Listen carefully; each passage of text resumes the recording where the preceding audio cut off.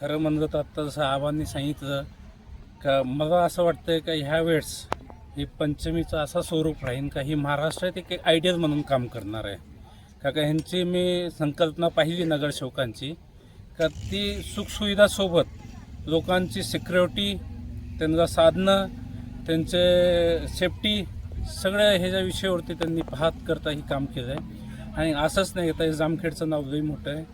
जामखेडचं नावाच्या हिशोबाने त्यांनी काम केलं आहे. आज मी आपल्या माध्यमातून जसं आबांनी सांगितलं की बाबा प्रत्येक गावाची यात्रा असते, यात्राच्या दुसऱ्या दिवशी हंगामाचा कार्यक्रम असतो. तसंच 17 तारखेला नागपंचमी आणि 18 तारखेला भव्य दिव्य कुस्त्यांचं निकाली कुस्त्यांचं मैदान आहे. जामखेड महाविद्यालय जामखेड इथं ती मैदान भरवण्यात आलं आहे. कैलास विष्णू उस्ताद प्रतिष्ठानच्या माध्यमातून हे मैदान भरवतो.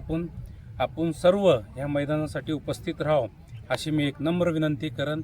आणि जामखेडची नागपंचमीचा एक वेगळा स्वरूप ह्या वर्षी बघून आपण त्याचा आनंद घ्यावा एवढंच विनंती करतो आणि थांबतो.